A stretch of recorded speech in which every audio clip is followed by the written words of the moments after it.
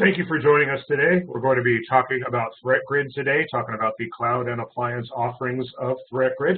Before I get started, I just want to do a sound check and make sure that everybody can hear my audio and see my screen. If anybody could reply, and then I'll get started.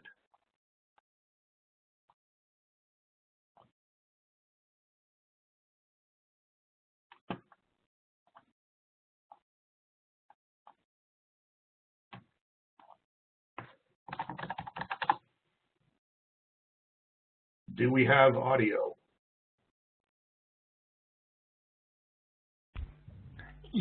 Yes, Ben. Yes. Thank you. Thank you. Sorry for the delay. I was just waiting on some confirmation before I started babbling into the machine. All right. So, like I said, we're going to be talking about ThreatGrid today, and we're going to be covering a fair amount of ground. I'm going to go through a brief introduction of the system and a bit of an overview about it. We're going to talk about its file analysis capabilities, and we're going to talk about the threat intelligence that is the result of that analysis. We're going to talk about the different deployment options available, cloud, appliance, some different ways that you can get to ThreatGrid and its features. And we're going to talk specifically about the portal and the API. I'm going to wrap it up with some resources that you can pursue or consult to get more education on ThreatGrid. So starting with the introduction. Hey, look, it's me. I'm Ben Greenbaum. I'm a technical marketing engineer in the Advanced Threat Solutions Group. I have been doing this a while. Started at Security Focus in 1999 in the threat intelligence industry, moved on to Symantec when they acquired Security Focus. I've been designing and developing threat intelligence products for about 15 years because of those two places. I then took a break and went to financial services where I implemented threat intelligence capabilities and teams at PayPal and at a hedge fund on the East Coast. I decided that really I belonged in software development and came back to Cisco, where I've been for about 2 years, and am very happy. Now, let's talk about our products for the day, ThreatGrid. The ThreatGrid company was founded in 2010 with the idea of let's marry crowdsourced malware, advanced sandboxing, and big data, and generate threat intelligence directly out of malware analysis. In 2014, they were purchased by Cisco, and ThreatGrid started getting rolled into multiple products, starting with AMP, previously Immunet, from the SourceFire acquisition. Since then, ThreatGrid has continued to be integrated across a lot of the Cisco security portfolio and product line, as well as dozens of third-party products. And our most notable integration recently is Cisco Threat Response, which you're going to hear all about tomorrow, but I'll be touching on that a little bit today as well.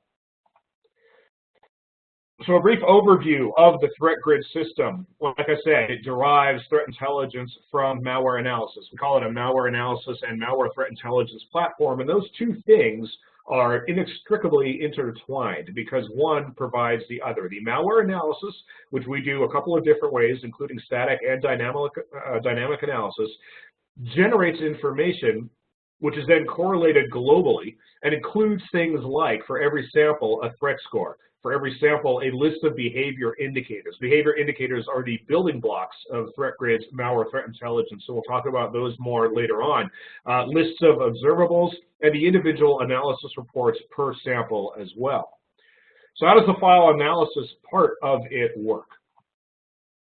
First off, we've got a wide range of supported file types that can be submitted to the system. This is just a short list of a short subset of a much longer list of file types, but obviously Windows executables, you got your Java, JavaScript, PDFs, Shockwave Flash, all the Office documents, zip and other compressed files, various scripting languages, URLs. You can submit a URL and it will open it in the browser and analyze what happens as a result of that.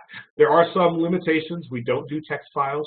The files have to be smaller than 100 megabytes. Is it possible, then, for malware to infect a file that is larger than 100 megabytes? Yes, it's possible.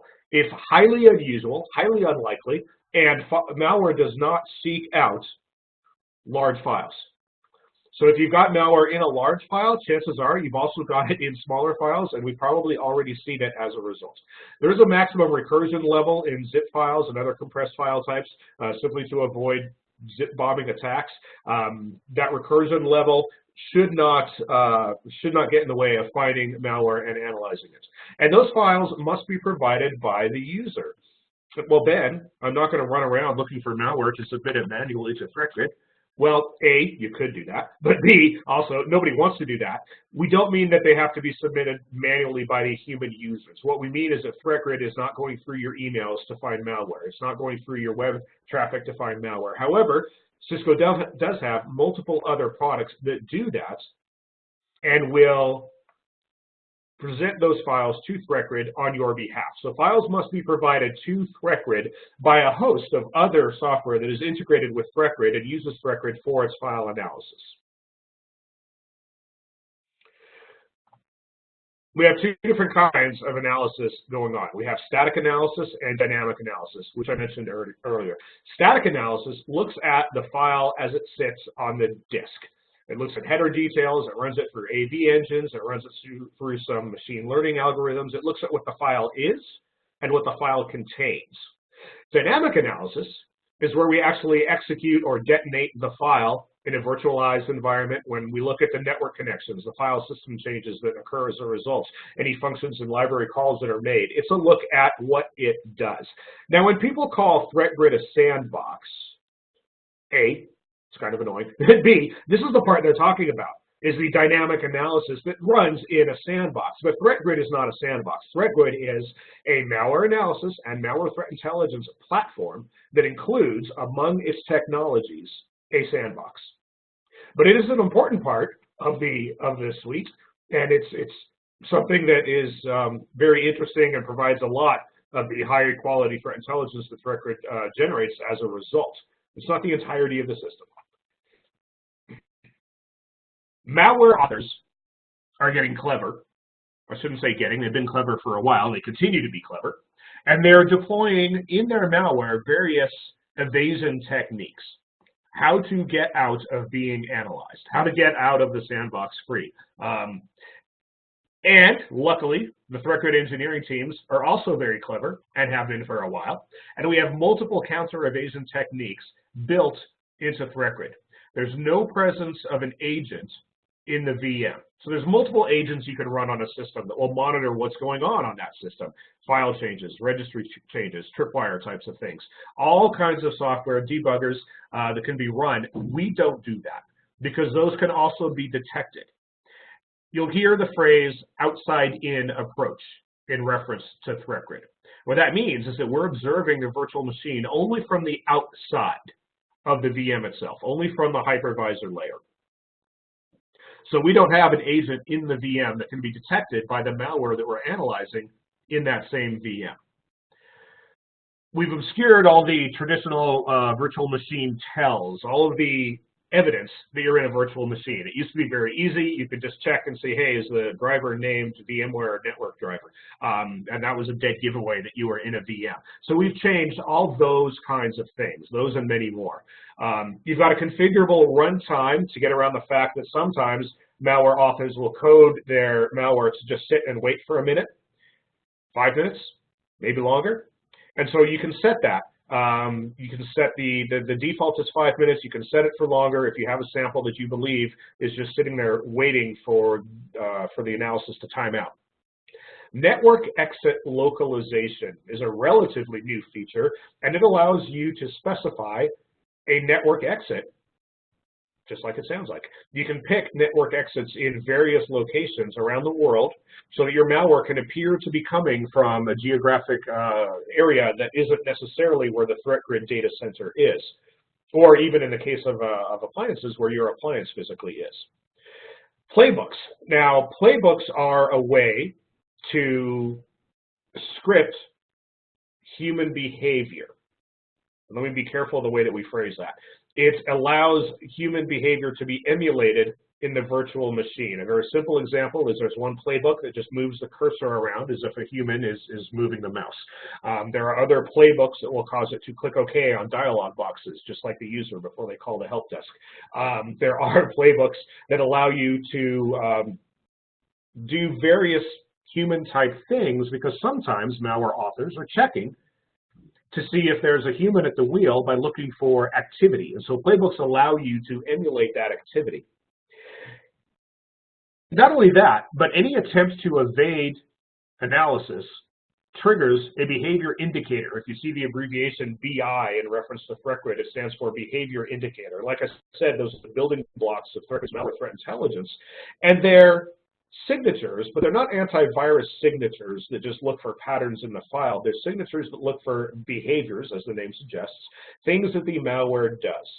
And so checking to see if it's in a VM counts as an attempt to evade analysis, and it won't convict a file on its own, but it adds up to the total threat score. If the sample is doing multiple things that are generally linked to evading detection, that counts against it in the long run.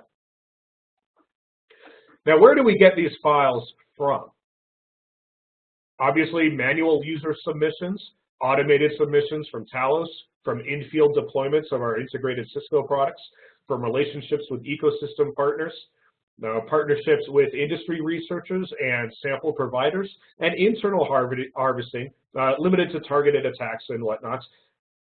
I want to stress on this slide that automated submissions from in-field deployments of integrated Cisco products are all private by default. So when I talk about global correlation, these do add to the global intelligence that ThreatGrid has. However, visibility into any sample that was submitted privately is obviously limited to the organization that the sample belongs to when it was submitted. I'll touch on that a little bit more later on, but I just wanted to cover it immediately here. Let's talk for a bit about the threat. Yes.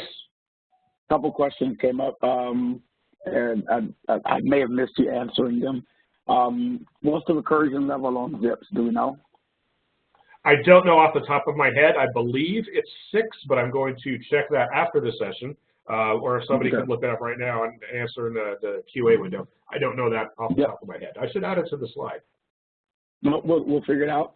And then I think you kind of hit on this just a moment ago as you were moving away from that last slide where you had playbooks up, about how the playbooks are used on a particular file submission. I don't know, Aaron, I'm not sure I completely understand this question. How are the playbooks used on a particular file submission determined?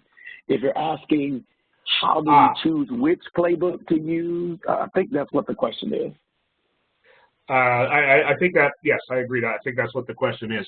And when you submit a file manually, I'll show this if there's time to do a demo. When you submit a file manually, you get to choose which playbook is going to be used, as well as when you submit a file over the API. When you submit a file, when your Cisco integrated technologies submit a file on your behalf, the default playbook is something that I'm going to have to look up, because that's another thing I don't have loaded in the top of my mind.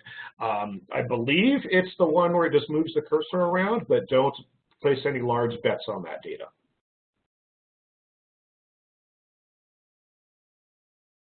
So I have 2 things that I will look up after the session and get back. I think we got the recursion piece. We got the recursion piece already. 5 levels is how far down we'll go. Okay, thank you very much. Yep. Cool. Proceed. Thanks, Ben. All right. Thank you. And we're going to talk about threat intelligence now. As I mentioned, the behavior indicators are the building blocks of Cisco ThreatGrid's threat intelligence. And it's detailed intelligence about how that malware behaves. We see some examples up on the screen right now. On the left, we have what are the indicators. And we have indicators for both static and dynamic analysis. You can see malware Salady detected, malware Zeus detected. These are just AV signatures that were discovered in sample and in static analysis. We've got things like the mutexes being detected. That's from the dynamic analysis. We've got, looking into a PDF, you can see that it doesn't have very many pages and it has a malicious link. That's from static analysis. Across from left to right, you've got the name of the indicator, you've got the categories that indicator falls into, you've got the attack categories. That's a MITRE classification of what basically what kind of phase of the kill chain this behavior indicator is related to. You've got tags, which are another way of classifying and categorizing the indicators, and then you've got a score. So at the bottom, you see PDF contains hyperlink inside an image. Okay, that's weird, that's odd. It's suspicious, but it's not necessarily malicious. And on the far right, you can see that it's got a score of 45. If a sample only exhibited this behavior, it only triggered this behavior indicator, then it would have a score no higher than 45 as a whole. However, at the very top, if a sample triggers the malware-sality detected static analysis behavior indicator, it's going to have 100 right away. And so these are how these stack up and contribute to the final threat score of the sample. There are just under, I checked yesterday, just under 2,000 of these behavior indicators right now, 1,996. We need to write 4 more so I can say there's 2,000 of them. But nevertheless, there's a lot. And we have so much insight at multiple different levels from multiple different angles that these contribute. And every time one is tripped in the course of an analysis, the data is saved. It tells you why this happened. And I'll show you that in the demo if we get a chance to do that. But the behavior indicator is almost just the tip of the iceberg of details about that behavior being detected.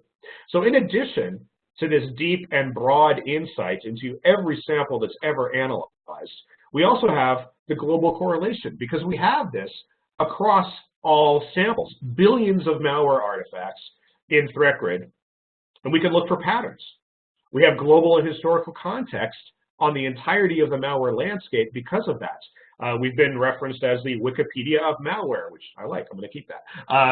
Because we have so much data about so many malicious samples, and we can do correlation at a scale that's frankly unprecedented. Now, when we're talking about threat intelligence and all this global data from all the malware samples, you also have to remember these are people's files. And so customers are going to rightly have privacy concerns. And we can address those privacy concerns by talking about how all the samples are encrypted anytime they're at rest in the system. We have a couple of regional data centers that each keep their submissions in that location. So we have one for North America in the US, we have one for Europe in Germany, and so it's not going to be affected by Brexit. That's a big thing, so remember that. And they run on bare Cisco Iron. They are not in VMs that are controlled by somebody else. They are on Cisco-owned hardware. There's a couple of different cloud privacy options. There's private tagging and sample deletion. You can tag a sample as private and restrict access to it from anyone outside of your organization. If you're truly concerned, you can delete the sample, which we don't recommend, but it is available for those that have that concern. And of course, we also have the option of the ThreatGrid appliance, which will never send a sample outside of your organization, which addresses the privacy concern entirely, because no data about your samples goes to the Cisco cloud if you have the, or from ThreatGrid, if you have the ThreatGrid appliance. So how does this threat intelligence get to people? We've got analysis and search results, which can be seen by the user who submitted it, by the org who submitted it, or if it's submitted publicly by every ThreatGrid user. And those are per sample. Those are the detailed findings for every malicious or even suspicious or benign sample that was ever submitted. Each one gets its own analysis report that shows what was discovered in the course of the analysis of that sample. Now, you can search across multiple samples. You can say, hey, here's a domain that I'm interested in. Has any sample ever talked to that domain? Has any sample ever initiated a network connection to this IP address? Has any sample ever dropped this file that has this file hash globally? And you can also download the artifacts for a sample. You can download the network PCAPs. You can download a video of the console as it would have appeared to a human user who was sitting at a machine that had this sample running on it. And then you've also got the bulk threat intelligence available via data feeds. And there's various kinds of these threat feeds with differing levels of context and metadata and different levels of false positive potential. You can create custom feeds using the API, or you can download one or more of 15 curated batch feeds. And the curated feeds are available in different formats, JSON, sticks, CSV, and snort rules. You can automatically generate snort rules based on the threat intelligence discovered about malware that your organization submitted. It's a really neat trick. Lots of flexibility there and lots of power in the API to get different kinds of threat intelligence feeds that can be very easily integrated into your existing SOC processes and technologies. So how do we deploy ThreatGrid? There's two main categories of deployment options. There's the installation, which is where does it live, and there's the interface, which is how do you contact it. So the installation options are cloud and appliance. So in the cloud, you get the benefits of the global data set, full correlation across all samples ever submitted. On the appliance, you get the benefit of privacy, but you only get local correlation because the only thing the ThreatGrid appliance knows about, sample-wise, is your samples, the samples that you have submitted. So you get higher privacy, lower visibility. In the cloud, you get higher visibility, lower privacy. And of course, it's possible to have both. We do have customers that have ThreatGrid appliances for their own samples, but who also purchase cloud licenses so that they get insight into the global threat landscape. And then the interfaces available are, you either get integrations, which is where your ESA or your WSA, your endpoints, et cetera, will submit files to ThreatGrid for analysis. All of this is automated. The user has to do nothing. It handles that part. Remember when I said that, ThreatGrid doesn't go find your malware for you? This handles that part. The sample acquisition is done for you at the email layer, at the web layer, firewall, so on. And all of these workflows are unified. You don't have to manage it. You don't have to bring it together yourself. You do get a portion of the portal, I guess I can call it, to manage those integrations. So you can log into the ThreatGrid portal and manage those integrations and see your samples, but it's a limited view. Or there's the full portal interface where you purchase a portal license, which also grants you the ability to use the API. And then you can write your own custom integrations. You can search the global database via multiple different ways, different fields you can search on, and you can get access to those curated feeds that I was just talking about. So we've got two variables for each of two different deployment options. So there should be, theoretically, 4 different ways of consuming ThreatGrid. And that's false. So in the cloud, you can either have your samples analyzed in the cloud via the integration, or you can also have access to the UI and the API via the portal license. However, on the appliance side, if you have an appliance, you get both of those in one because you get the integrations, which you can all point to your ThreatGrid appliance, but you also get access to the UI and the API of this device that's sitting in your network. However, it will only ever grant you local data and intelligence because it's only looking at the files that you submitted inside your own network perimeter. So let's compare some of the details of the cloud versus the appliance. For deployment in the cloud, we've got the regional data centers in North America and Europe. For the appliance, you've got this hardware box sitting in your data center, obviously. Sample privacy in the cloud, well, you can submit them as private or as public. Again, all these submissions from the Cisco integrated products are private by default. But if you're manually submitting through the cloud portal, then you can choose to submit them privately or publicly. On the appliance, obviously the samples are all kept locally, so they're all private because they're private to your network and people who have access to your appliance. The analysis reports, public sample analysis is available to all customers in the cloud. On the appliance, no data is sent to the cloud, so there's nothing for other people to even see. Data retention in the cloud is up to 24 months, up to 2 years there. On the appliance, it depends because there's a limited disk space and it depends on how many samples you're submitting. But under normal average usage, your samples and the data will be retained for about 36 months.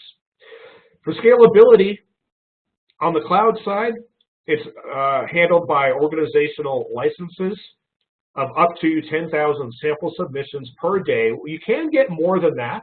Those deals are rare, but you can. On the appliance, we have different license options where your appliance can be licensed to handle 500, 1,500, 5,000, or 10,000 samples per day. And you can do clustering. You can have multiple appliances and thereby increase the ability of the cluster as a whole to handle additional samples as well, up to your licensing limit.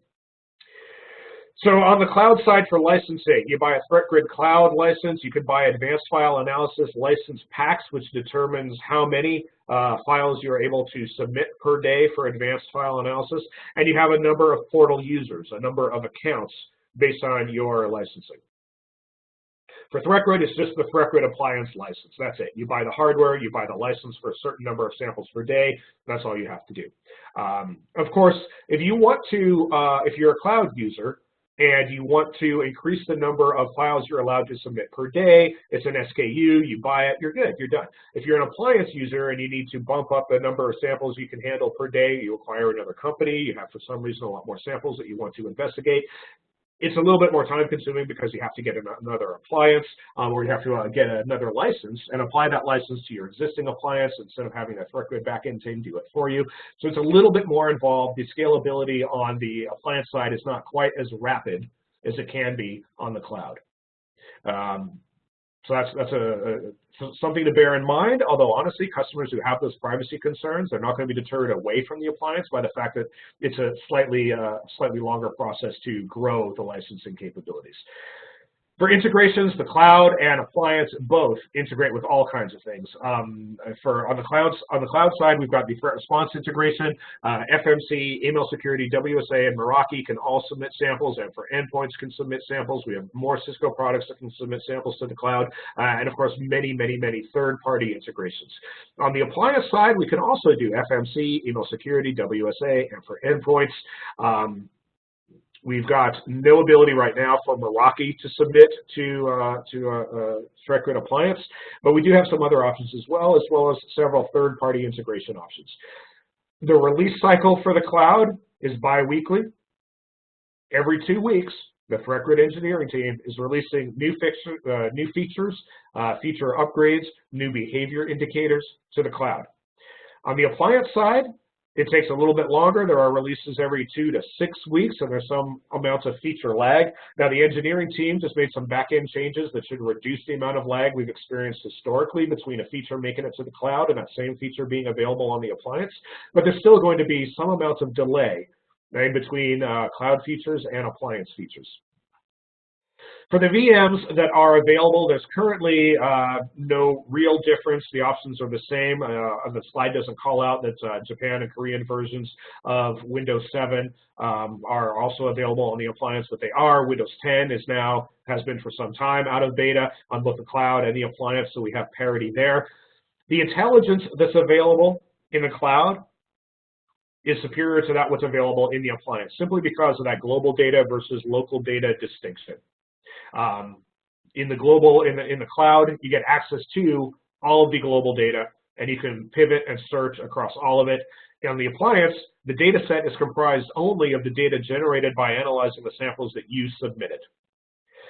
And as for feeds in the cloud, you get the curated intelligence feeds based on global data, and on the appliance, you just don't get those curated feeds.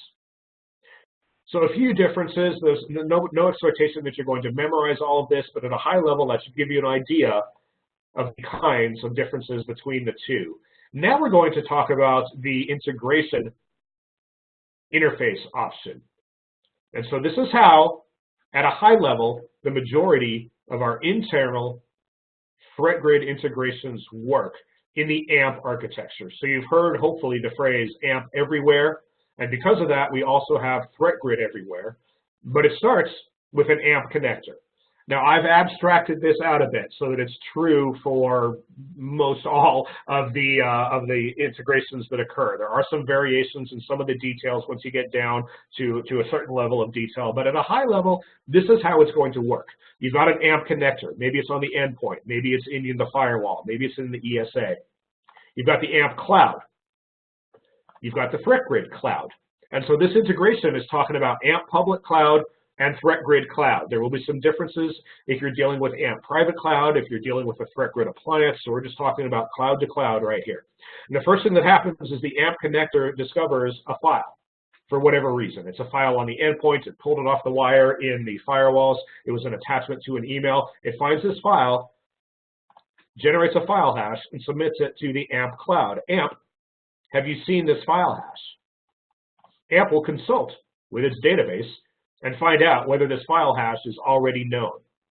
If the file hash is known, it replies to the AMP connector with a disposition saying this file is known good or this file is known bad, and that's the end of the cycle. The AMP connector got its answer and can take whatever actions it's configured to take as a result of that answer. However, what if the file is not known?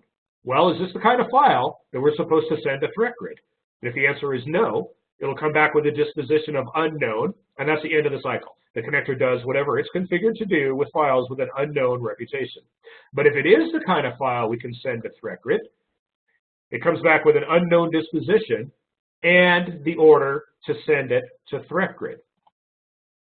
The connector will do a file type check of its own. Is this the kind of file that I'm configured to send to ThreatGrid? Because you can manage, if you have an ESA, for example, you can manage what kind of files is ESA going to pull out of emails and send off to ThreatGrid. And if it's not going to be sent to ThreatGrid, if it's not on that list, then we're just done. We do whatever we're configured to do with files that have an unknown reputation. But if it is the kind of file that you're supposed to send to ThreatGrid, then we send it back to AMP, and AMP sends it off to ThreatGrid. This is true for the AMP for Endpoints product. But like I said, this is one of those things that's different depending on the integration. In the case of an ESA or a WSA, it will send the file itself. So only in AMP for Endpoints does the file get sent to AMP to be sent off to ThreatGrid. Once the file makes it into ThreatGrid via whichever route it took, it gets put into a queue where it's waiting for available resources. A little bit of analysis is done up front to see if this requires the dynamic analysis, but assuming that it requires the dynamic analysis portion, it gets sent to both the static analysis and dynamic analysis systems in ThreatGrid. The results of those analyses are then tabulated, a score is generated, and that score is reported back to AMP in an operation that is called a poke. ThreatGrid sends the threat score and the optional disposition, and you'll see here the two options for that disposition are unknown or malicious. The thing that's missing here is good, because ThreatGrid never marks a file as known good. This is very important, and it's a thing that people slip up on all the time. ThreatGrid will not mark a file as good because you can go have lunch with a famous bank robber that you don't know about, and you're going to have lunch, you're going to eat, you're going to chit-chat. You don't know that this person's a bank robber because they're not robbing a bank right now while you're looking at them. And the same way, we don't know that a file is bad because it didn't do anything bad while we were observing it. So if you're familiar with AMP, you're familiar with retrospective security, and that exists for a reason, because sometimes malware doesn't perform malicious actions at the same time that it happens to be running in ThreatGrid. There are various reasons for that, date-based triggers and so on, system-based triggers. The fact that we didn't see it do anything bad doesn't mean that it's never going to do anything bad. So ThreatGrid does not mark files as clean. Once AMP gets the threat score and disposition, it then updates the dispositions that it has with input from other engines. AMP has multiple protective and reputationable engines going on. ThreatGrid is one of those inputs.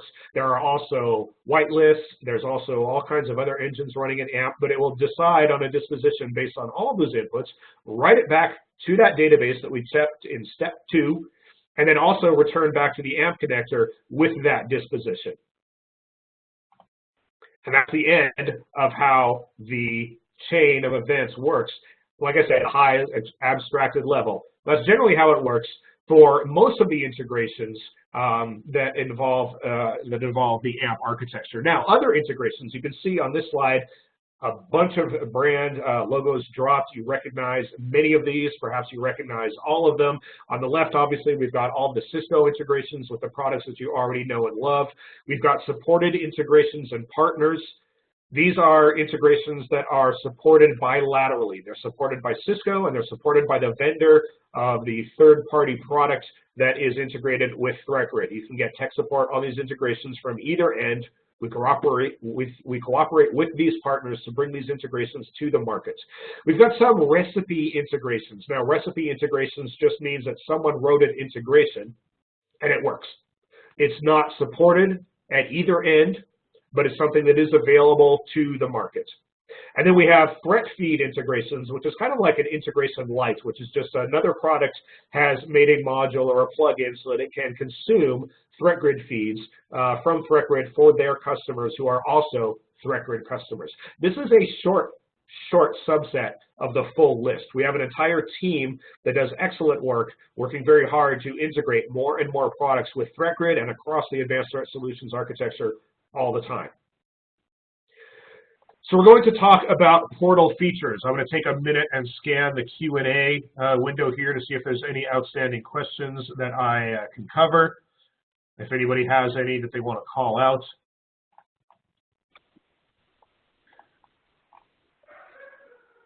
Don't see any pending Q&A that needs to be covered now. And folks, remember, you can always raise your hand if you want to be taken off of mute and ask a question live. But I think we're good, Ben. All right, thank you very much. So, talking about portal features, and the best way to do that is via a demo. So give me here one moment, and I will show you the ThreatGrid portal.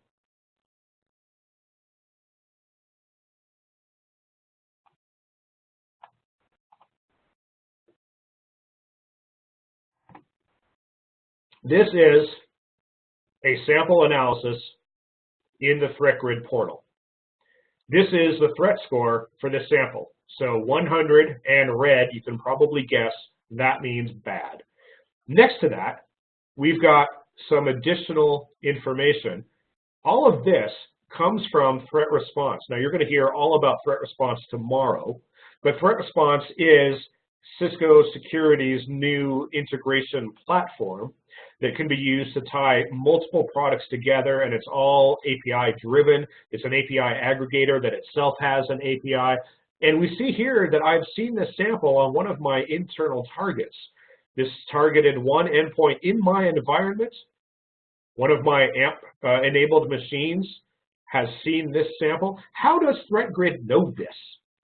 ThreatGrid is a cloud, in this case, a cloud-based file analysis system that has no visibility directly into my network aside from it seeing the samples I feed it.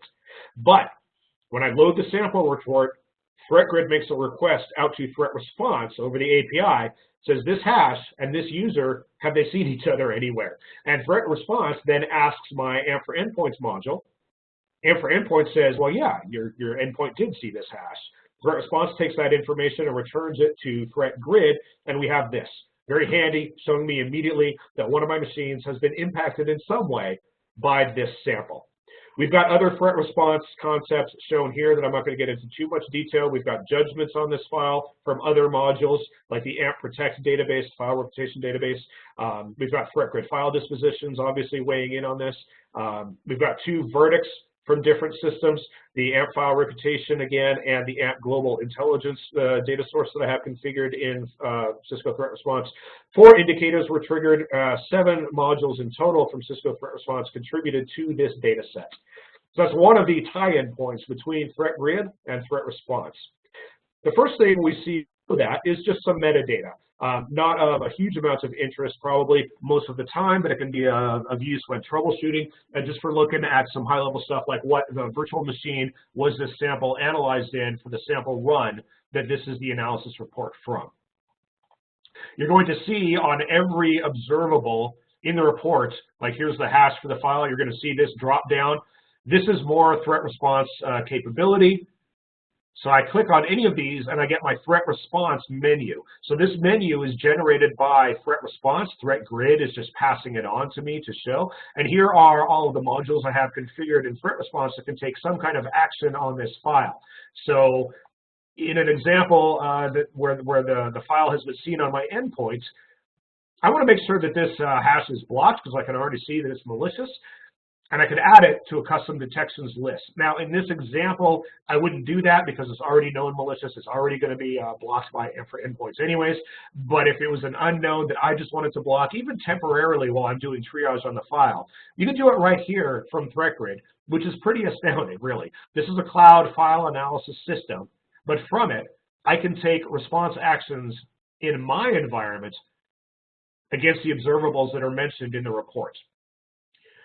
So this is going to show up everywhere that you've got an observable in this report. IP address, domain, file hash, etc. This is a list of behavior indicators that were triggered in the course of the analysis. So you can see they're sorted from most severe to least severe.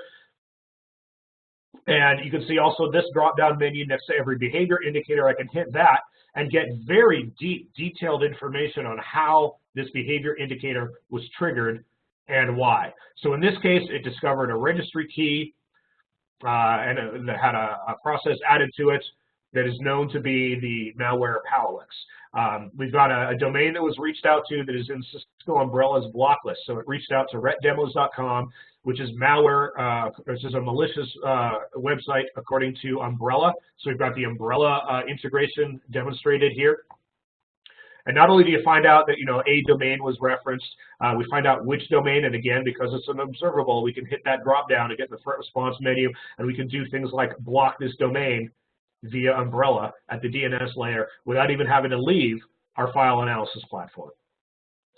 Process modified an executable file. That's odd. That's highly suspicious. It rates a 60. It shows you which process, which you can click through and get more information about that process. And it shows you the path of the executable that was modified. All of these things that are links, you can click through and get more information, including what other samples referenced that file name in this example. So I'm not going to go through all of these. You can see some static analysis things down here at the bottom where a header didn't have a timestamp. Normally it would have a timestamp. That's suspicious. It rates a 3. It's obviously not malicious on its own, but it is a little bit odd and not something that a legitimate, professionally produced software package would be likely to exhibit. Below that, we've got all of the DNS traffic. We see that it reached out to retdemos.com 3 times. You can see the different network streams. You can skip down to the network streams if you click on it and get more information. Again, the drop-downs provide you more information about the IP addresses behind these domains. You can also skip your way through the reports with this menu on the left at any time. The only domain found in the course of this analysis was the retdemos.com domain. Here we've got detailed information about the processes. This is getting down to a level of detail that honestly most of our portal customers don't need most of the time. But when they do need it, they're very glad to have it. This provides the kind of advanced analysis capabilities to a SOC that doesn't necessarily have the skills in-house to be able to extract all this information for themselves. Malware reversers are not cheap staff to have, and this really lowers the bar for advanced threat analysis to a point where many, many more SOCs can have this capability because of the ThreatGrid products than they would ever be able to have without it. You can see all the registry key changes that were made, created keys, modified keys, and then you see all the file activity that happened. And there's more information available than this even if you download the analysis JSON. So this is showing a subset of the full analysis details that are available if you download the entire report in JSON format. You can also download the full network PCAPs. You can download some subsets like just the process data, just the timeline data, and like I said, you can get the runtime video all downloadable. You can also, over here on the right, see some different views of the analysis. So you've got the analysis view that we're already looking at. You've got the process timeline view here. Now this is a pretty outstanding level of detail. Here on the left, we see all of the different processes that were involved. We see network addresses that were contacted, and we see the relationships between all of these different things at the times that they occurred. So you can see the level of detail here.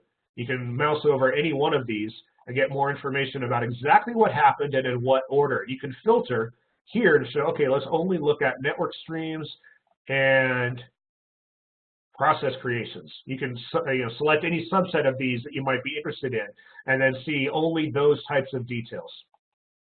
There's another process view, which is process tree. And this doesn't show you the timeline, but it's a little bit more intuitive in showing you the parent-child relationship. So we started, all these processes here kicked off. This is the actual sample itself.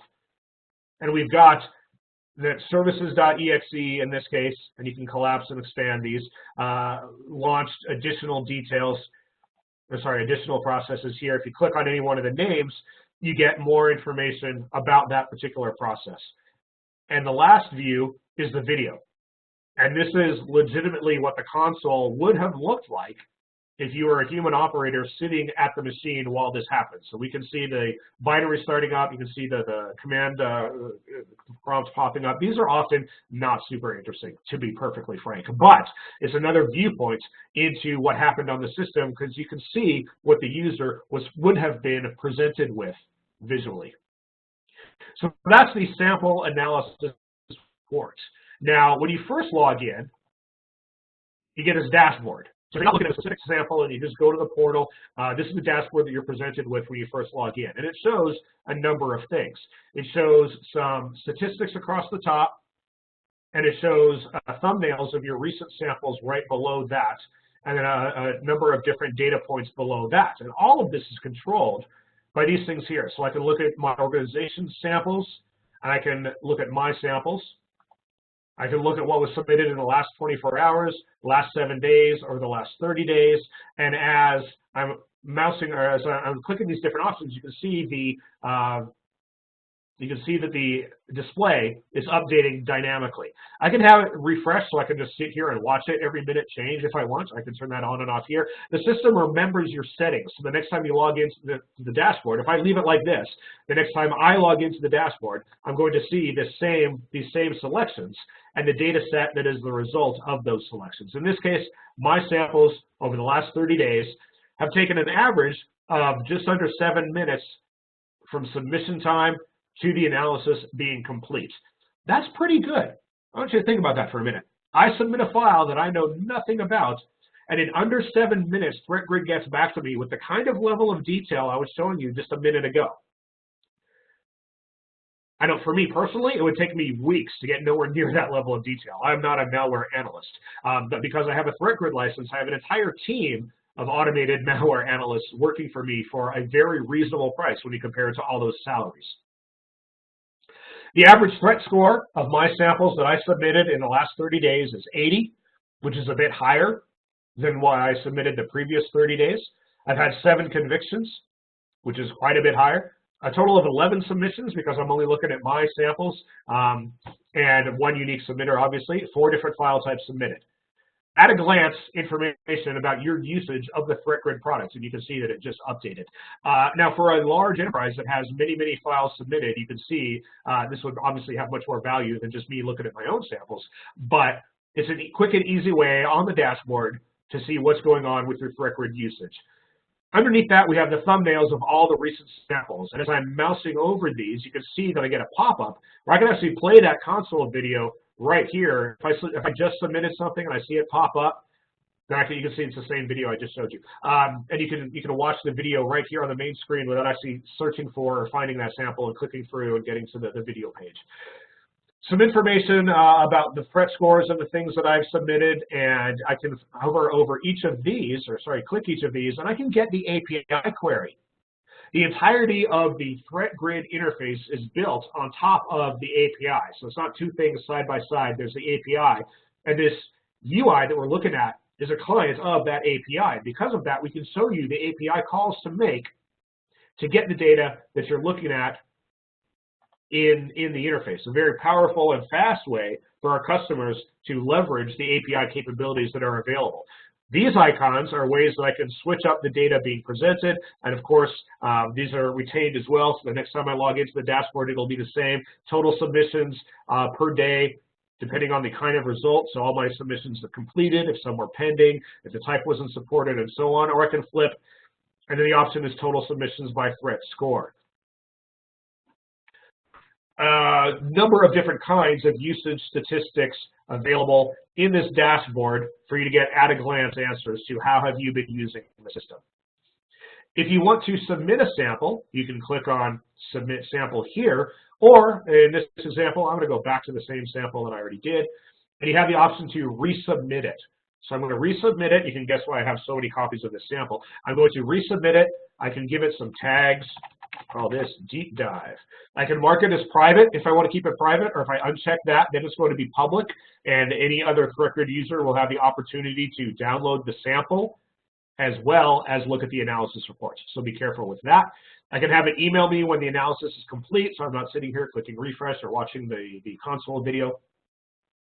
I'm going to pick Windows 10 But you can see here we've got a couple of different options, and for each of those options, you can drop down here and see the list of software packages that are installed in that virtual machine.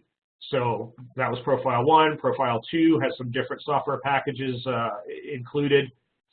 And then we've got the Japanese and Korean versions of Windows 7, and finally we have Windows 10. You can still drop down and see what software packages are included in that installation. We're going to select a playbook. These are the playbooks that are available, and for each one, as you select it, there's a description here. So accept Microsoft Office dialog boxes. Well, what does that do? It simulates a user clicking yes in the dialog boxes. That one's pretty straightforward. But we have a number of different options. I'm not going to go through all of them. I'm going to go with random cursor movement, which is just going to shake the cursor around the screen like this so that it looks like there's a human operator at the wheel. And again, if you want to read the description, this is the default. Okay, so I couldn't remember this information earlier. I apologize, but this is the default playbook selection. If you don't explicitly select none, or if you don't explicitly select something else, this is the playbook that will be used in submissions. Now, the system remembers your settings here in the UI. So if I selected none, and then I go to submit a different sample later, it will remember my selection of none. But right now, I'm going to select random cursor movement. Network simulation. Network simulation is a newish feature just rolled out in the last couple of months. And this will do exactly what it sounds like. It will simulate network access. So we can have no network simulation, which is how it used to work. We can have some as needed network simulation. So if this sample tries to reach out to a resource that's not available, and the ThreatGrid system detects that there's no response coming in from this website or whatever it was, domain, that the sample tried to connect, it will provide that response. Now, obviously, we don't know what the response would have been, but sometimes a simple app is enough to keep the sample moving along. And so it can do that only when there's no response detected, or you can simulate all network responses and have the sample not actually reach out to the network whatsoever. So we're going to go with none in this case. And we can select a network exit below. Now, these are the options that our customers have for selecting where is the traffic going to come from. We can do US, which is the default in Pennsylvania, or we've got London, Tokyo, Korea, Russia, and a different location in the US. This is handy if you've got offices in different areas and you want, for example, you want the ESA that's handling your European traffic, when it pulls out malware or samples from attachments to the emails, you want it to submit those to the you want to submit those to ThreatGrid and have it use the England network exit to more closely simulate the environment that the sample was targeting.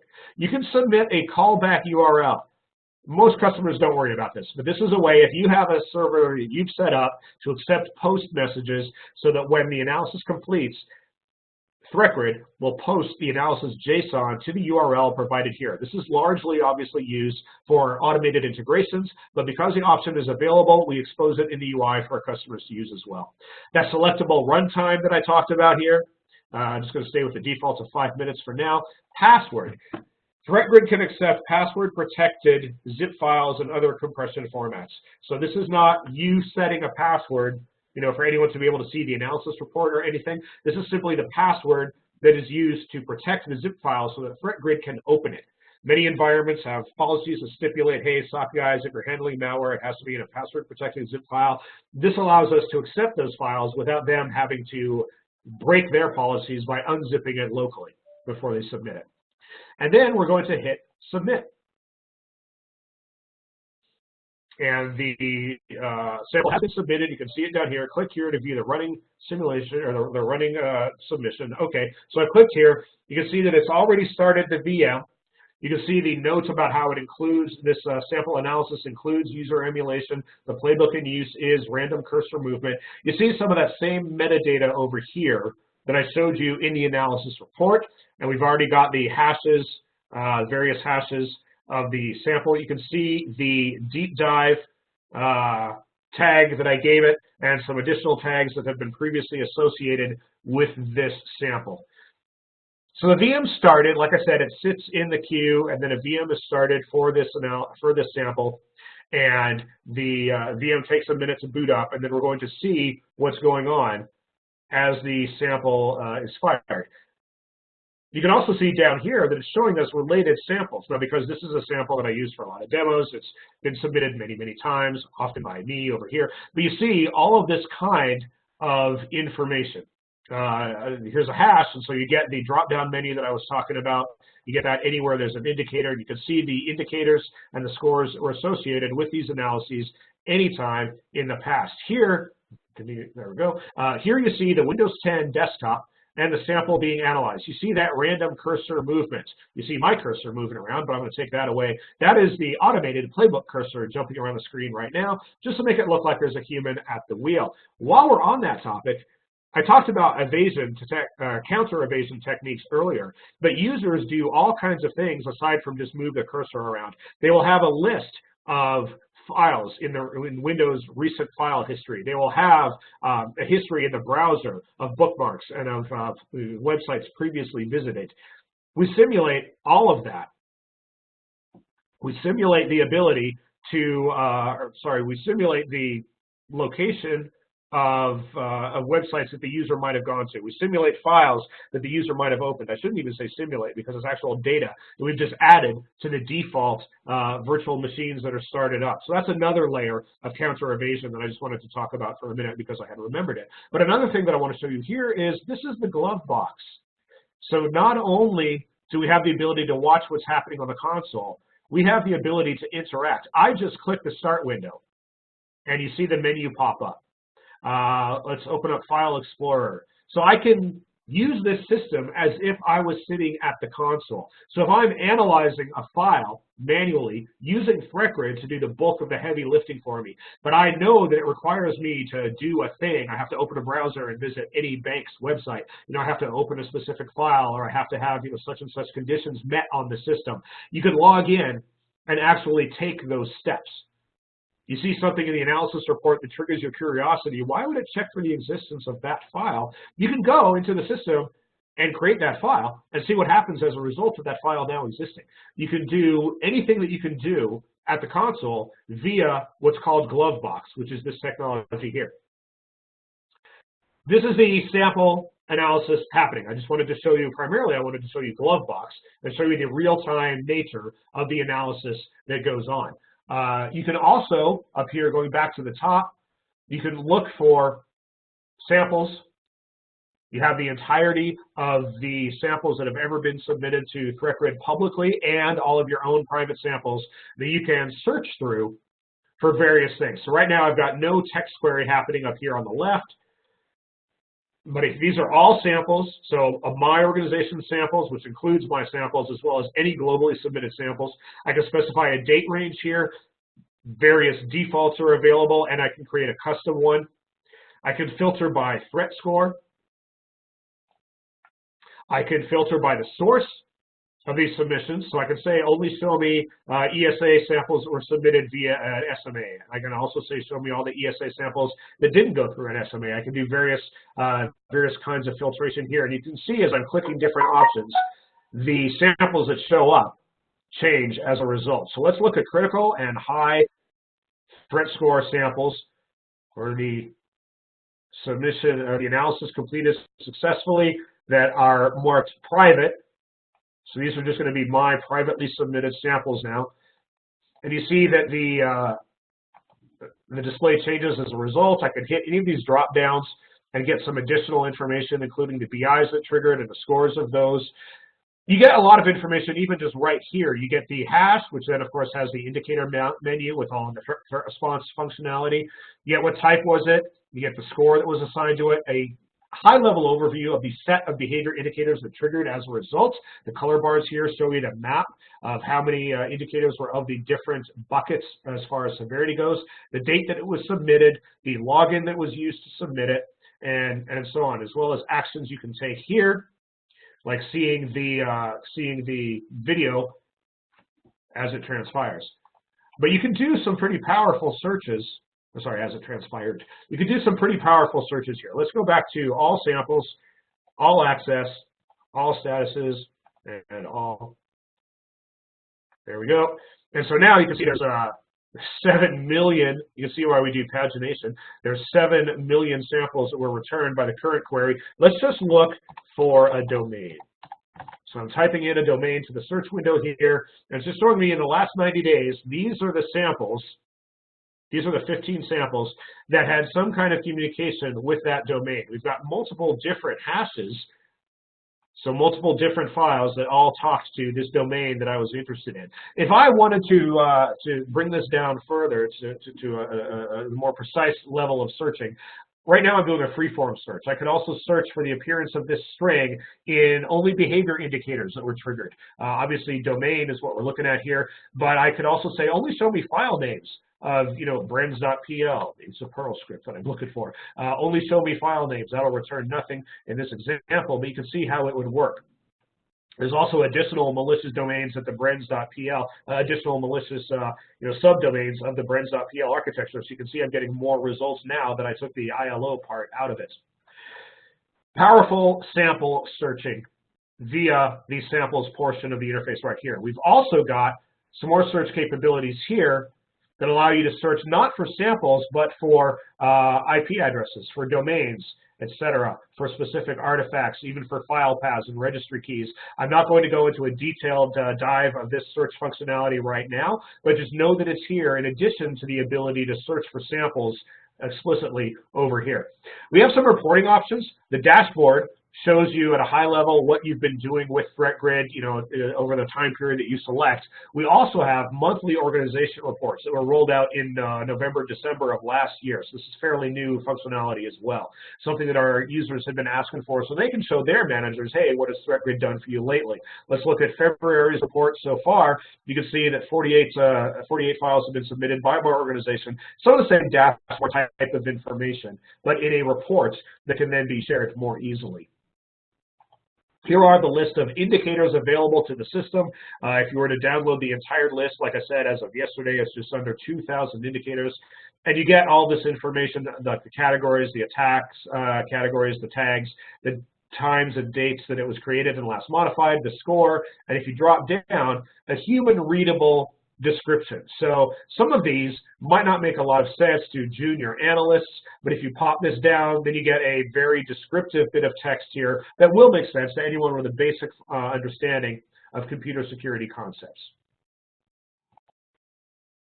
One last thing that I want to show you about the basic functionality is, let's go to this sample again. I talked about the drop downs on the indicators and how you have the full threat response driven options and actions available to you to pivot out for more research or to take response actions. ThreatGrid has also made use of a threat response functionality called casebooks. You may have seen this already in AMP for Endpoints, but we've got the ability to add, something to a casebook. So I'm going to start a new case, and I'm going to add this hash to it. So you see down here, a case created, an observable has been added to a case. Going through the sample analysis, I'm also going to add this domain, add to current case. You see it pop up, retdemos.com, added to the current case. And let's grab an IP address. And I'm going to show you here, you don't actually have to click this and drop down and add to case. You can hover over this, grab this arrow move icon, and just drag it. I'm going to add it to the current case like that. And that has also opened the casebook widget.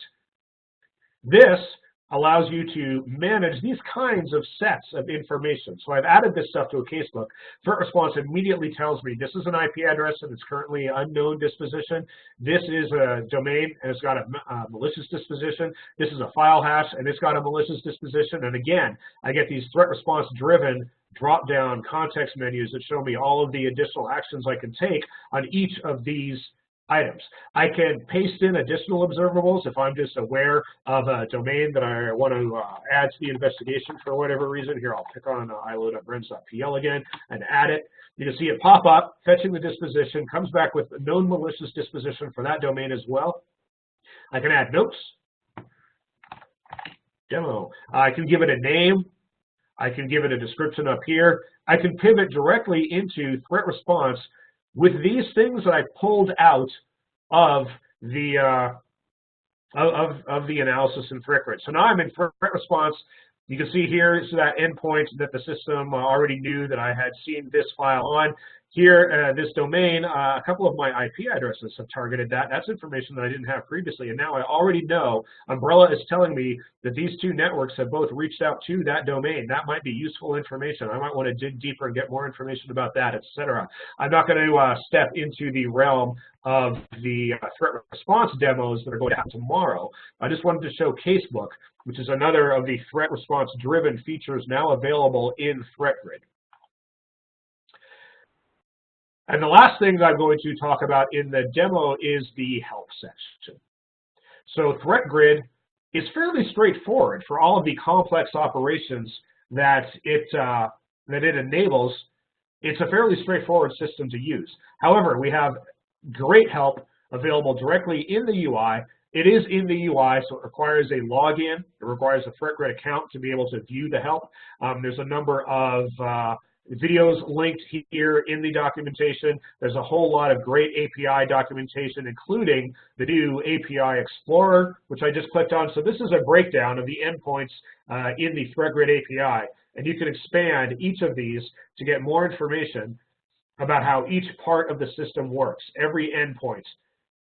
Okay, you can go straight to samples and see that you can post, and that's how you submit a sample. And on the post, you have the following parameters. And here's all those same options that I showed you in the UI submit sample dialog that are now also shown to be available in the API, because like I said, one is built on top of the other. And now you can reference them directly by creating your own scripts that use the ThreatGrid API, because any cloud account includes access to that very powerful API.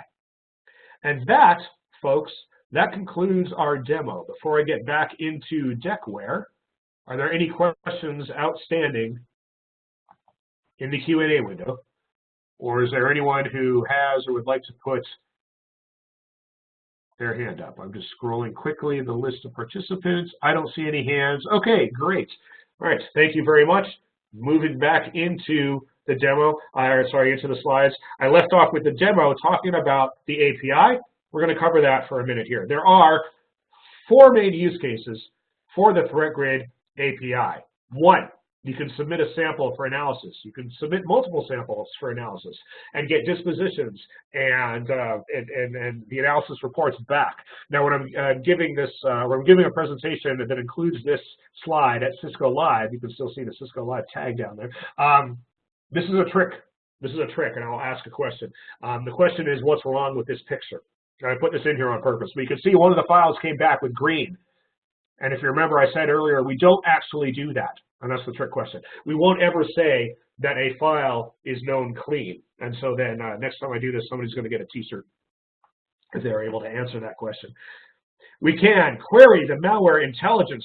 Hey, ThreatGrid, here's a list of IPs. Have any of those been seen by, been contacted by malicious samples? And if so, which ones?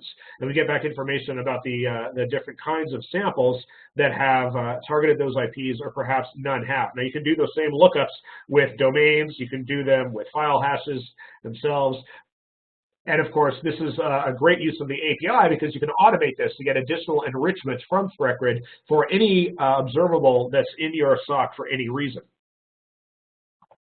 We can retrieve curated intelligence feeds or even non-curated intelligence feeds. We can get bulk downloads, essentially, of known domains and file hashes, IP addresses, URLs that have been involved in some way in the analysis of a malicious file. And in the curated feeds, they've been involved because they triggered a behavior indicator that has been handpicked by our excellent analysis teams as a worthwhile, trustworthy behavior indicator with low false positives and high security significance. And then the 4th API use case is to just get usage statistics and data about how you're using ThreatGrid. And the graphic shows the dashboard because all of those, again, all of those calls in the dashboard are made over the same API that our users have access to. So security integration and automation via the ThreatGrid API allows our customers to get the most from their existing security investments.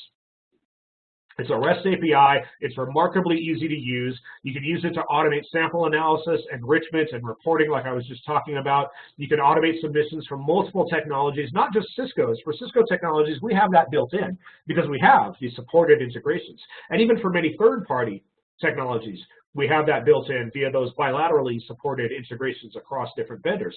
But you can create your own. If your technology is not one of the ones that's already been integrated, you can roll your own very easily using the API. You can pull the results of those analyses into other technologies. So via the API, you can get your threat content, you can get your enrichment, you can get threat intelligence feeds, and all of this from any of the kinds of security investments you've already made that are shown in that bottom bar. The APIs are organized into a couple different API subsets, for lack of a better explanation. We have the data API, which includes the ability to do that entity search. FreckGrid, what do you know about this IP address? What do you know about this domain? Have you ever seen it in any of the sample analyses? We can also do that via an entity lookup. So we can say, have you ever seen a domain in the search? We can also say, here's a domain, show me everything you know about it. And you can get other information to pivot to in the response that comes back. You have sample management in the samples endpoint set. You can submit a sample, you can retrieve the data or the analysis from that sample having been run. You can get raw observables feeds. Now, this is a non-curated feed, and this is something that we honestly don't promote a lot to customers because it's very easy for them to break their stuff if they're not using it right. This is every observable that's ever been seen from the set of samples that matches the filter the user provides. So you can see how if somebody decides to use this for blocking, everything could go horribly sideways. They're going to blame it on us, even though we specifically said not to do this. But it is a way to be able to get a data set to do research on. And it can be a way to filter information from the other feeds, because this feed, you can say, only show me information from my samples. And it's very detailed the ways that you can set those filters to drill down to a very narrow group of samples and get back every IP address that it contacted, every domain that it contacted. Now, malware will often contact perfectly legitimate domains. Google.com is going to show up in this feed all the time, as are many, many other top domains that are not malicious, which is why we don't want to use it for blocking or even alerting. Like I said, it's largely suitable for research purposes. Also in the data API, we have the indicators of compromise feeds. Indicators of compromise is basically synonymous with behavior indicators. These are observables that we're seeing in the course of an indicator of compromise triggering. And you can filter on those indicators of compromise as well. So whereas the previous feeds were any observable ever seen, these are only those observables that were seen in the triggering of a behavior indicator. And you can specify the behavior indicators. You can set thresholds for the ratings associated with those behavior indicators. This has a still moderate FP level because sometimes a sample will use a perfectly benign domain in the commission of a suspicious thing. For example, a Word document opens a network connection. That's suspicious. That's not a normal thing. That should probably add to the sample's threat score. However, what if the Word document opens up a connection to Microsoft.com to see if it has network access? Well, that's still suspicious because it's still a Word document opening a network connection. Why should it do that? But Microsoft.com is not at fault here, but that's the observable. And so that's the observable that would be included in this feed. Absolutely by design. This is not a bug. This is a feature for real. But because of that, there is some level of FP potential if you're using this to try to generate lists of known malicious observables, because that's not what this does. You can filter these down as well to only your samples or only your organization's samples. And the results for this are in JSON. In fact, the results for all of the feeds and all the API calls are in JSON unless otherwise specified. We also have the user management API under users, which just lets you create users, set sample limits, and so on. This is not going to be used by customers a lot. This is actually the first part of the API that I ever coded anything against because I got tired of manually setting up classrooms of 50 ThreatGrid accounts. I just wrote a script to do that in bulk. Not something that our customers are likely to need to do often. However, if they've rolled their own single sign-on or password management, or they have one that's, that can accept customer-created modules or scripts, this could be a way for them to manage the ThreatGrid accounts in line with the rest of the accounts held by users at their organization, because you can reset a password and do other things like that over this part of the interface. Curated feeds. Now, these are the feeds that are made for public consumption, or sorry, customer consumption, to be used as potential block lists, or at least as alerting lists. These are all based on specific high-confidence human-curated behavior indicators, as I said previously. The contents are whitelisted by running them against both ThreatGrid and Talos Intelligence whitelists. They have a much lower FP rate when used for security defensive purposes than any of the other feeds available from the system. And it groups observables by IOC type. The other feeds don't do that. It's just all the IPs or all the domains, etc. This breaks it down into categories. Like, these are known DNS domains that were generated by a domain generation algorithm. They're not filterable by sample ownership. This is global data. This is why it's not available on the appliance. This is based on global data, but you can cross-reference with the information from one of the other feeds, like the IOC feeds, to get that. So you take the intersection of the curated feed and of a non-curated but organizationally focused IOC feed, and you basically can filter these by sample ownership if you wish to. It's not a common request at all, but it's something that is possible. It's the least complex request structure. Like I said, this is made for consumption, and the engineering teams have made it as easy as possible to retrieve these feeds. And it's made for integrations, and because of that, it's available with multiple different output formats. Of course, JSON, the default, but also available as CSV, also available in many cases as snort rules. So you get a list of IP addresses that have been seen in the triggering of certain behavior indicators, and you can get those as snort, block, or alert rules already. Just dump them into snort, and you've already got this set up. And you can get them as sticks, so of course you can dump that into anything that accepts sticks format. So I just rambled through a lot of information about the feeds, going through kind of as how they're presented in the API. This page summarizes the feeds and breaks it down into the sample feeds, the IOC feeds, and the curated feeds across the top. And it shows you differences between each of the things below that. Version, the sample and the IOC feeds are available in version 2 of the API. The curated feeds are available in version 3. Ben, what's this version nonsense you're talking about? I'll get that to a minute. I'll get to that in a minute. It just changes the way you make the request. There's really no other functional difference from a user's perspective. The endpoints that they're available from are listed here. The content for sample feeds is all the observables that were ever seen in the samples that your request specifies. The IOC feeds is just those observables that were seen in all behavior indicators or the subset that your request specified. And the curated feeds is the observable seen as part of a trusted high confidence behavior indicator being triggered. The FP rate is high, medium, and low, respectively, as we go across. There's a little asterisk there to explain that the factual FP rate is actually 0 because these were all seen. These were not, not seen and then accidentally included in the feed. They were all seen. But in this context, FP just means for a security purpose, what is the likelihood of FPs resulting if you're blocking or alerting based on the contents of these feeds. Only the curated feed is pre-whitelisted. Only the non-curated feeds are filterable to only you or your organization. So there's a parameter you can specify when you make the request for both sample and IOC feeds that basically means only my samples or only my organization's samples. These sample and IOC feeds are only available in JSON format, whereas the curated feeds are available as JSON, CSV, snort, or sticks. Some of these additional formats aren't available for all the feeds. Consult the documentation to find out what formats are available for the feed that you're interested in. The request complexity is pretty low across the board. I mean, if you have any familiarity whatsoever with REST API concepts, this is a cakewalk. If you don't have even that familiarity, then the curated feeds have a very, very simple way to request those feeds, and I'm going to talk about those next. For the curated feeds, this is how you get them. The format of the HTTP request is simply the prefix, the feed name, an optional date, the format that you want it in, followed by the API key. So, as an example, to get the domain-generated algorithm DNS curated feed in JSON format, here's our prefix, HTTPS panacea.threatgrid.com for the North American, instance of ThreatGrid. The feed name is DTA-DNS. The date for which I want it is an old date because I really need to update this slide, or maybe I'm doing research about something that happened a long time ago. The JSON is the format in which I want it, and I don't have an API key listed here.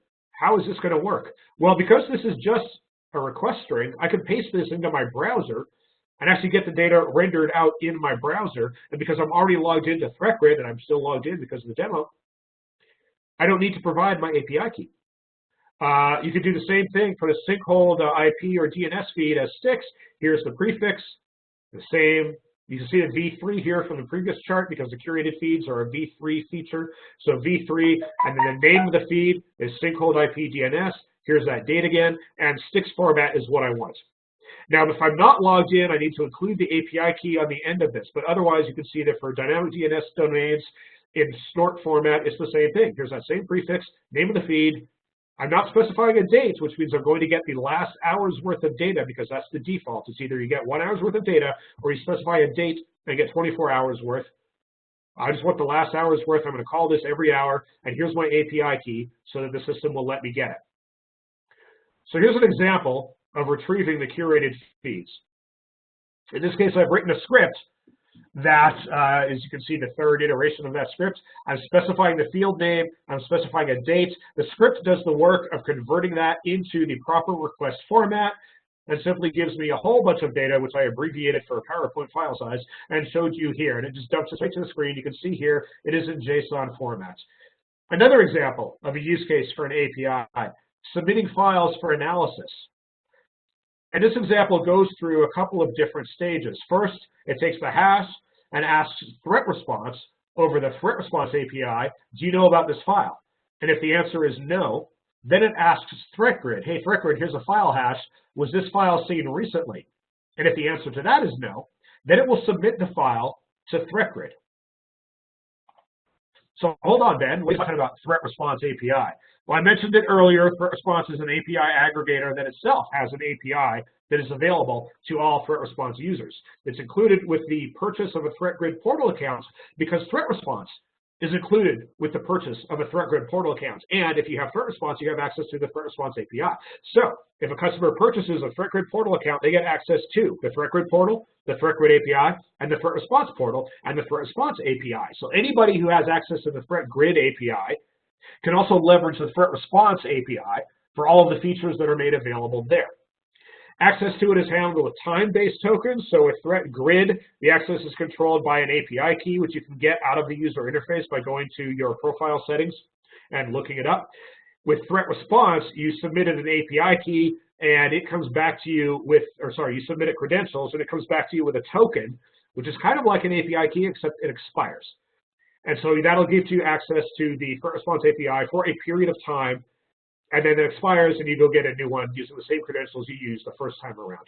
Some of the functions that are available via the threat response API, you can look up the observable reputations across all of your data sources that are configured. So your token is tied to credentials for the API, which is tied to your threat response account, which is tied to modules. Everybody still following me? So your modules that you've configured in your threat response account are available over your usage of the threat response API. So you get reputations, for example, back across all of those different modules. There's no limit on the lookups you can do. It's not rate limited, it's not license limited. You can do this all day long as much as the technology can stand. It allows you to take some common response actions too, like quarantining the file or blocking the domain, which I showed you earlier in the ThreatGrid demo. So here's an example of a script that does what I showed you on the previous slide. So in this case, I'm just submitting it. In my script has a V flag for verbose. I'm submitting it on everything that is in my samples folder. And the first one up is this 54.exe. So it calculates the hash, it looks it up in threat response, and it gets back from AMP file reputation module that this file is unknown.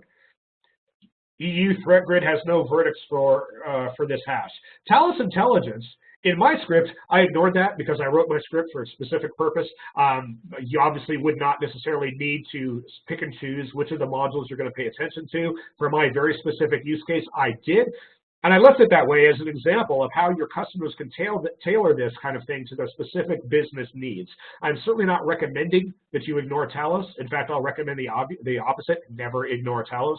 But for my research purposes for which I wrote this script, I wanted to know what AMP and ThreatGrid knew about these files, not necessarily what Talos knew about it. And my US ThreatGrid module was also not aware of this file. So it comes back, the file is known. That's a flag in my script, which is false. But the hash had been submitted to ThreatGrid in the last 30 days. So what this means is that the file had gone to ThreatGrid. ThreatGrid had seen it, but didn't have a verdict on it because the threat score was below the 95 threat score threshold that makes for an automatic disposition of malicious. So this part, I'm asking threat response. What do you know about this file? Do you know anything about this file? The answer is false. And then I ask ThreatGrid, have you seen this file in the last 30 days specifically? And ThreatGrid came back and said, yes, I've seen this, and so my script does not submit the file.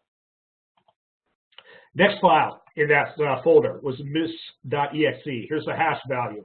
No verdicts from AMP. No verdicts from ThreatGrid. I'm ignoring Talos. Don't do that. No verdicts from ThreatGrid. The file is known? No, it's not. So it submits the file. Now, I can see this file in my portal. This file would have popped up if it had been recently done.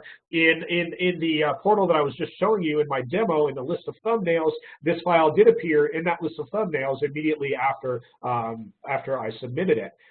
I have to go to the portal and look up the file analysis results because I just didn't write anything to go fetch those results over the API. But that's also a thing you can do is you can very easily script something up that then waits, queries again and say 10 minutes, is this analysis done? You can find out, yes, it has completed. Okay, give me the full analysis JSON, and I can then import that into Splunk or anything else that I want to do with it. So third file example, Windward. Hopefully everyone recognizes that. It has a hash. AMP says it's clean. The file is known, so we exit, and that's the last example that was in that folder. So we see a couple of different responses, a couple of different result chains possible from what was a fairly simple thing to code up by a guy who is not a professional developer. That's me. The API is very, very powerful and easy to use. So when would we use a thing like that? Well, for example, in your SOC, you could create a folder that is simply where you dump files for analysis, and your junior workers can maybe put files in this folder, no longer worry about it. The script will come by, pick up all the files out of this folder, do the checks that I wrote in, or maybe not do the checks if the customer doesn't want to do that, and submit them to ThreatGrid. Use a script to pick them up and submit them to ThreatGrid. Use the post parameters. When you submit a file, you can set in the API, here's an email address to send an alert to when the analysis is complete. You can also have different folders for different options, and the script can say what folder was this file in, and therefore I'll put it in the Windows 10 analysis environment because this was in the Windows 10 folder, for example. I'll use the British network exit location because this was in the British network exit location folder. There's all kinds of different ways you can do this by putting tags in the file names. You can even use a side CSV or config file to do all of this. The options are literally limitless. And then you can just cron it up. So here's an example of a cron tab entry that every 5 minutes checks those folders and runs that script on the contents of all of those folders. So some additional API use cases. You can ensure that all of your manually submitted samples are set to private because you can go back and look at samples that have been submitted and flip that toggle to set it to private. So if someone accidentally uploads a sample publicly when they should have submitted it privately, you can have something that runs through and, every 10 minutes or hour or whatever, goes through and checks all of your recently uploaded samples, makes sure that they're all set to private, and if not, set it to private. You can write something to download the network resources found in analysis of your organization's samples and compare that to network logs. Now, the best method to do that would be the API that handles the provision of the non-curated feeds. But there's various ways you can get to that data through cycling through the samples that your organization submitted recently, or other ways of doing that. And then you can compare it to your local network logs, and anytime there's a match, you can trigger a ticket to have somebody go investigate, hey, why did somebody in my network reach out to a resource or observe a resource that was contacted by a piece of suspicious sample that was targeting my organization, which I know because my organization submitted it to ThreatGrid for analysis in the first place. You can add observable lookups to existing reputation checks. Many SOCs of advanced or even moderate maturity have scripts written up already to contact a number of different sources. You feed it an IP address, and it'll go look up all these different things that come back. You can add threat grid to that fairly easily. Of course, if you can do that, then you can also do it through threat response, which will tie in not just threat grid, but also all of your other modules. And you can set users' passwords from a central password management system. I already touched on that briefly when talking about the user's endpoint of the API. Let's talk about roadmap for a minute. And I'm going to give the roadmap disclaimer. This is what we're currently planning on doing. Plans sometimes change.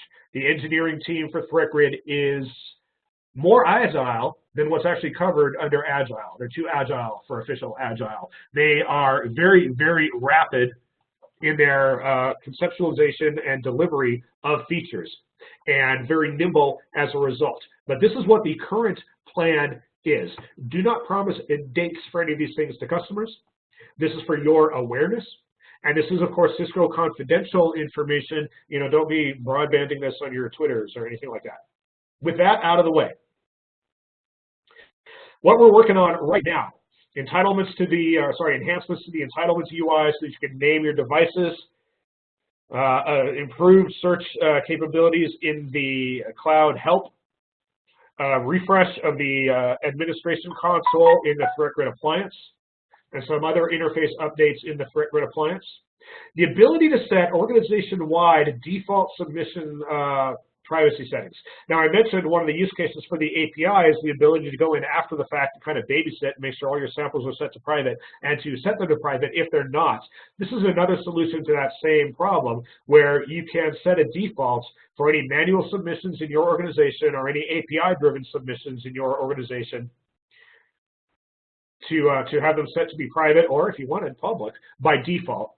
And then that just checks the little box in the UI so that is already checked private, and your users don't have to remember to do that on their own. Some additional customization settings for the appliance for monitoring, just for health and wellness type things for the appliance. The ability to delete artifacts as well as samples in the ThreatGrid cloud, a privacy concern that was brought up by our users that we're responding to very quickly. And then in the cloud, a new ability to enable devices in the organization and assign rate limits to those devices. So that's what's currently being worked on for the first quarter of this calendar year that we're currently in just about exactly the middle of. So the next quarter, we're going to work on email poll integration. This team is so agile and quick that they render my slideware obsolete on a regular basis, which is honestly a great problem to have because it's excellent job security for me. But when I said the ThreatGrid won't be up in your emails fetching your attachments, not entirely true anymore. Once this rolls out, we'll have the ability to specify IMAP settings and have it actually go get your email for non-Cisco email solutions, even for something that doesn't have a third-party supported integration with ThreatGrid or something you haven't written for yourself with ThreatGrid. Using this, I could obviate the script that I wrote to check my email attachments at my home accounts for malware, and just set it, give it my IMAP server and password and username and all that, and it'll go get my email for me and run all of those attachments in the virtualized environments and in the static analysis and the entire ThreatGrid analysis chain. Exciting stuff. Clustering. We're going to have additional clustering options. I mentioned clustering for the ThreatGrid appliance. Currently supports up to, I think, 7 appliances.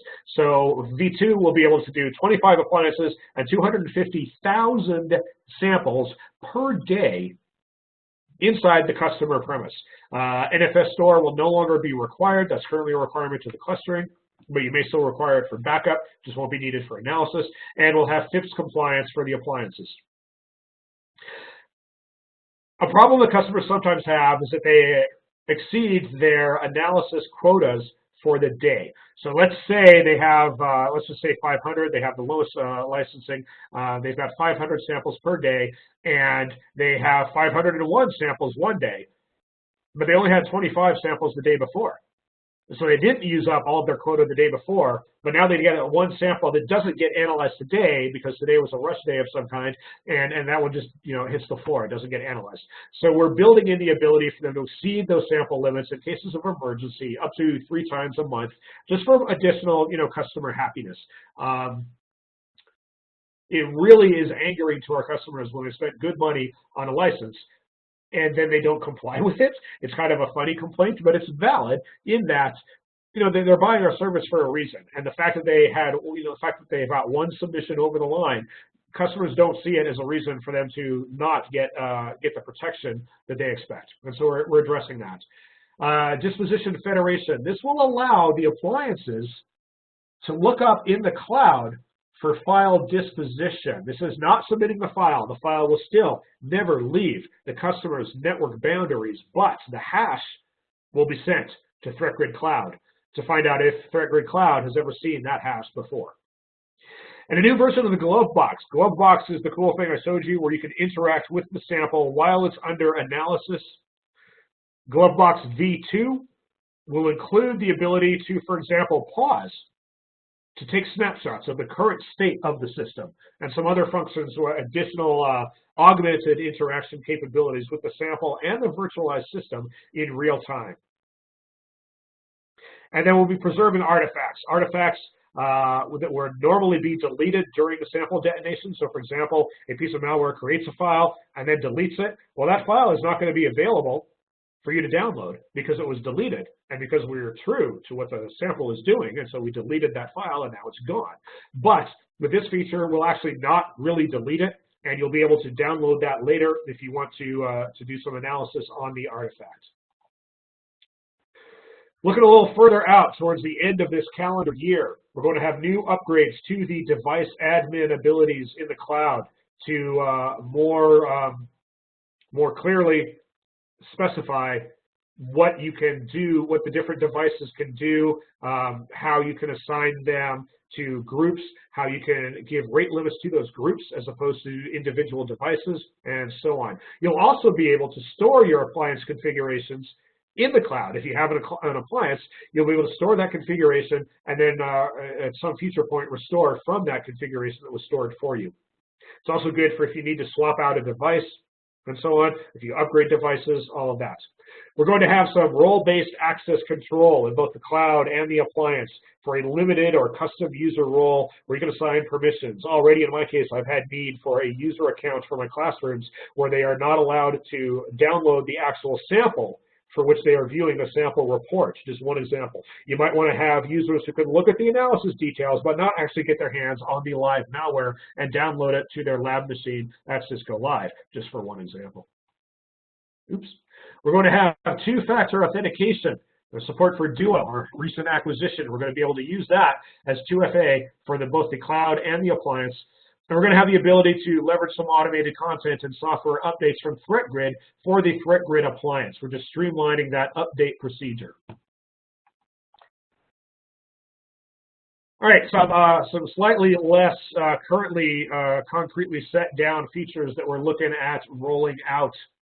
Playbooks, version 2. The ability, first off, some additional playbook selections, some additional playbooks that are available, and the ability to chain or group multiple playbooks together so you can select more than one, move the mouse, but also click OK, for example, and to have those available in a single recipe that you can select at runtime. We're looking at enhancements to the reporting, some improved filtering to the reporting. We can see Windows system activity. All of these things are going to be added to the reporting capabilities that already exist. And some more reporting about those submission overages that I talked about previously, if you can go over your limits. But here we're also going to talk about how do we display that information to the customer? How do we gently nudge the customer and say, hey, you went over, you might want to buy a little bit more capacity here. And also display the number that were rejected. So like I said, those overages are limited, 10%, 3 times a month. If they went over that approved overage, the user needs to know about it, and how is the user going to be notified? So these are things that we are still looking at for calendar year 2019. So in conclusion, a quote, Detonate your malware on our network, not yours. And that's a quote by me because I just said it. But this is what ThreatGrid does for you. It allows you to get all of the benefits of doing analysis of malware without having to actually do the analysis entirely by yourself and without having to do it locally. Even in a local red lab, there can be problems. So use ThreatGrid, be safe, be smart. Some resources for you if you would like some further information. There's a ThreatGrid section on the developer network known as DevNet with the URL there. We have some code examples in Cisco Security's official GitHub, some examples of using the ThreatGrid and other advanced threat solutions APIs. We have the Learning Labs online that has some ThreatGrid content, and we've got new API documentation right in the portal. So going through this list, first off, ThreatGrid on DevNet. The microsite is now live as of a couple months ago. We have a whole section on DevNet just about ThreatGrid. We've got documentation, we've got training videos, we've got code examples that link to the GitHub where the users can get them for themselves. We've got a section for AMP for endpoints also coming together, developer.cisco.com/threat-grid. Go there, get API stuff. And it shows you that we've got sample analysis, context and enrichment, and threat hunting examples available and lessons available for you there. Cisco Security on GitHub. You've got actual API code written and embedded for ThreatGrid, AMP, Threat Response, and more coming. Just go to the GitHub link there, github.com/Cisco-security, and search for ThreatGrid. I have a GitHub. I'm not a great coder. Poorly coded hammers to get things done quickly, hack and slash, get it done. If you want that level of professionalism and some scripts to look at, go to github.com/bgreenbaum, my Cisco username, /threat-grid, and I've got a number of scripts there to do things like grab all of the behavior indicators into a CSV so that when PM asks how many do we have, I can answer that quickly and easily. TGIFF, which may or may not have been written on a Friday, but that's actually for fetching the intelligence feeds. ThreatGrid intelligence feed fetcher, regardless of what you might have assumed. TG submit, which is the submission script I showed you for submitting files. Threat score fetcher, get threat score details for bulk hash lists. Have a list of 500 hashes. You want to know if there's ever been a threat score on any of them? That's the script to use. And then anti-TDM, which is my bulk user management tool that most people outside of Cisco will probably never need. But if you run courses or classes or labs that you need to bulk deploy ThreatGrid users and then undeploy them afterwards, this is a huge time saver. Okay, enough of GitHub. Learning Labs. learninglabs.cisco.com/labs, search for ThreatGrid. There's a couple of them up there. If you go to cs.co/devnet2164 like that, it'll show you how to write a script that fetches the different kinds of feeds available from ThreatGrid. And this is free for anyone who has any of the account types that will get you into Learning Labs, which is a CCO ID or a Facebook account or a number of other kinds of accounts. And this is all free stuff that our users can use to educate themselves about the products. Now, to do the ThreatGrid lab, you need to have access to the ThreatGrid API. So obviously, there's going to be a gate later on where they need to be a ThreatGrid customer for some reason. And then there's the product documentation itself.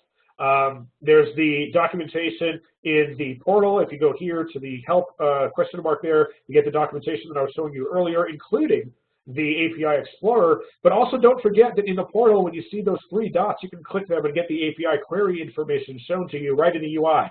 You do a search, you like the search, you would like to use that search in a script, you can click on the three dots and get the API query to replicate that search exactly over the API. Okay, some additional resources, just in general, cs.co/tg videos, a bunch of videos about ThreatGrid, several by me, but not all by me. The list is curated by me, so if you have a video that you would like to see added to that list, feel free to contact me via any of our multiple Cisco IM channels or over email and point it out to me. I'll be glad to review it. Or Second Sight on Twitter if you want to see my occasional sarcasm and product release and, tweets about ThreatGrid or Cisco Threat Response. And folks, that wraps up my presentation for the day. I want to thank you all very much for your hour and 45 minutes of attention. I do appreciate it. We have 15 minutes, which I have left for Q&A. I'm going to go over and check the participants list now, see if there's any hands up.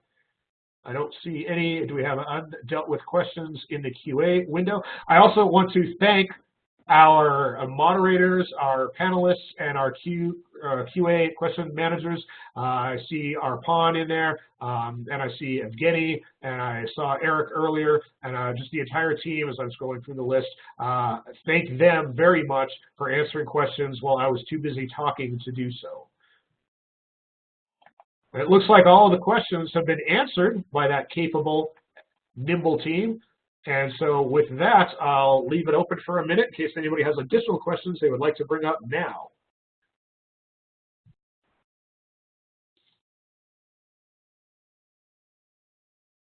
Okay, I see no further questions popping up. Again, last thanks. Amit, Brian, Christopher, Evgeny, Jesse, Eric, thank you so much for attending and helping out. Greatly appreciate it. And thank you to the audience for your attention and your interest in ThreatGrid. Hit me up later if you have follow-on questions or just need a hand. And I'm going to pass the ball and the mic back to Amit to wrap it up for us. And I'll take it for just a minute. Thanks, Ben. Appreciate Eric. it. Hey, folks, appreciate the time spent today. We'll be back at it tomorrow, same time, 10 a.m. Eastern U.S. time zone is the kickoff, and we'll get into CTR. We'll have a couple presenters tomorrow. Ben will give us some time, and then Nassif Edros will also give us some time. I know that several of you are looking for the recordings from last week. For whatever reason, the process of getting our hands on the recordings has been delayed. I was told early this morning that the MP4s are ready and they're going to upload them to the box link I sent over. At the same time, I've been begging for WebEx links and I just haven't gotten them yet. But please be assured that the recordings are coming, both MP4s that you can download and WebEx links that you can use if you choose to do it that way to stream it to watch across the stream instead of pulling down MP4s to your laptops, things of that sort. But again, we'll start tomorrow. Please come on back with questions. Let's make it interactive. And hopefully you folks are getting all that you need to make these sessions useful. Again, appreciate the time. Thanks to the presenters, the panelists, and all of you as attendees. Talk to you tomorrow, folks.